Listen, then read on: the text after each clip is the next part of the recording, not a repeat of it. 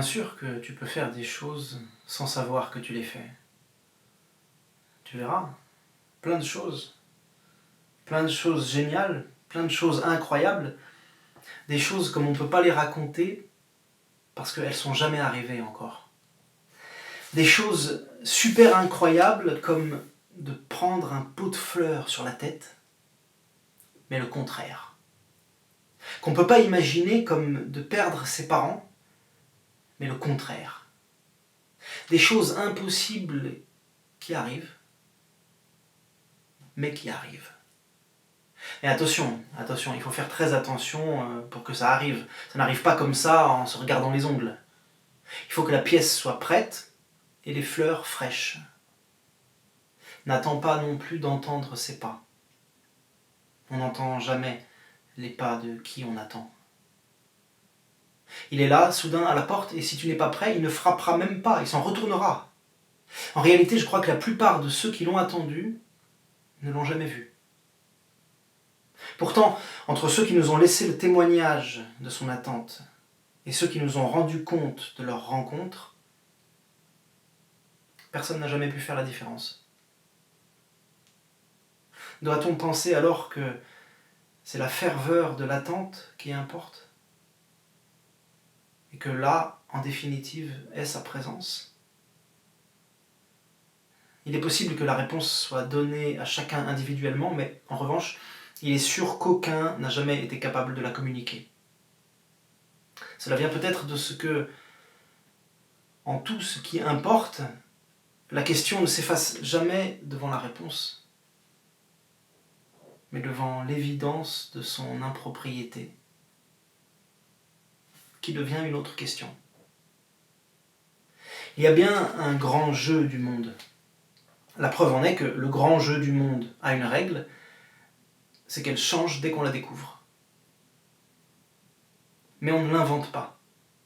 C'est-à-dire que c'est comme si on l'inventait, mais en fait, elle ne s'invente pas, elle se recompose à partir des éléments de la règle précédente, selon un principe immuable. Comme si tu découvrais chaque fois un mot de plus caché dans une phrase qui en change le sens complètement. C'est génial. Je te ferai connaître le type qui a inventé ça. C'est un génie, le mec. Un génie. Marc Cholodenko, Quasi una fantasia.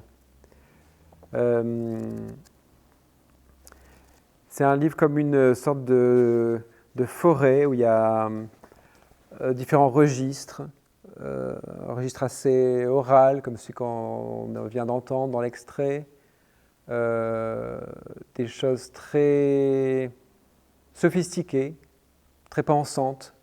D'un texte à l'autre, Cholodenko, il a de cesse de renouveler absolument son geste, son univers. Donc il fait des livres toujours très différents, des livres de poésie toujours très différents les uns des autres. Reste, il y a quelque chose effectivement de... Il y a presque une écriture très corporelle, inconsciente, corporelle au sens vraiment de la profondeur, quoi, de l'espace mental, de l'espace physique. Et oui, très pensante aussi, je crois, qui s'intéresse beaucoup aussi à la philosophie, à la phénoménologie, à Heidegger, tout ça. Il y a quelque chose à la philosophie du XXe en tout cas. Et oui, moi c'est un de mes auteurs adorés pour ça, pour la sophistication, la liberté, la sexualisation de toute chose. Il y a vraiment un œil vraiment unique, quoi, dans ses livres.